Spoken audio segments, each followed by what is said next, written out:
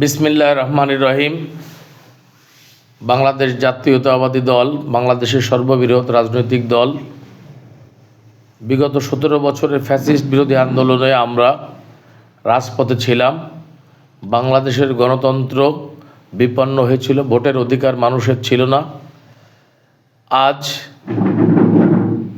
আজ নির্বাচন সচিবালয় থেকে নির্বাচনের যে আহ্বান জানানো হয়ে তফসিল ঘোষণা করা হয়েছে, আমরা নড়াইল জেলা বিএনপি তথা বাংলাদেশ জাতীয়তাবাদী দলের পক্ষ থেকে ধন্যবাদ জ্ঞাপন করছি।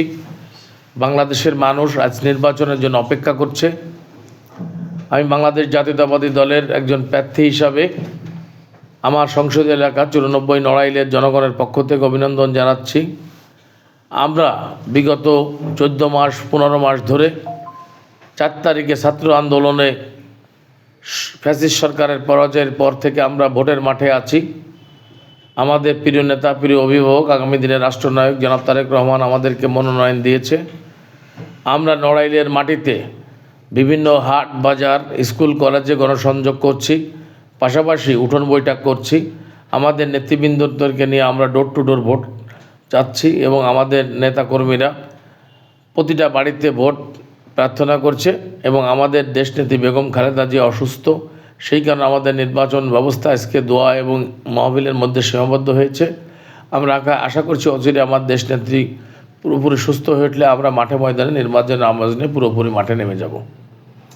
মাঠ পর্যন্ত যাচ্ছেন, মানুষ সারা কেমন পাচ্ছে? দীর্ঘদিন ধরে তারা ভোট দিতে পারে না। আপনারা জানেন, বাংলাদেশ জাতীয়তাবাদী দল বাংলাদেশের রাষ্ট্রীয় ক্ষমতায় 5 বার এসে শহীদ রাষ্ট্রপতি জিয়াউর রহমানের নেতৃত্বে ধানের শীর্ষের বিজয়ের মাধ্যমে উনি প্রেসিডেন্ট নির্বাচিত হন।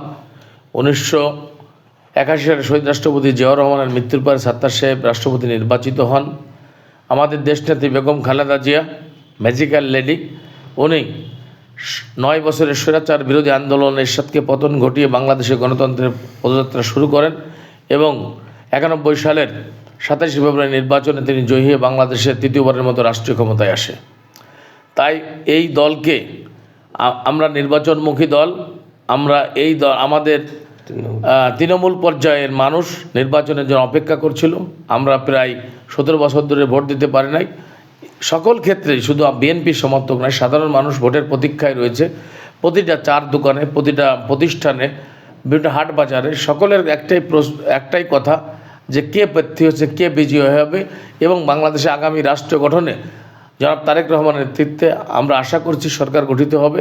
জনগণের সেটাই প্রত্যাশা যে নড়াইল 2 নির্বাচনী এলাকায় ধানের শীষের প্রতীকের প্রার্থী হিসেবে জনাব মনিরুল ইসলামকে তারা দেখতে চায় এবং তারা বিজয়ী করতে চায়। এটাই আমার প্রত্যাশা।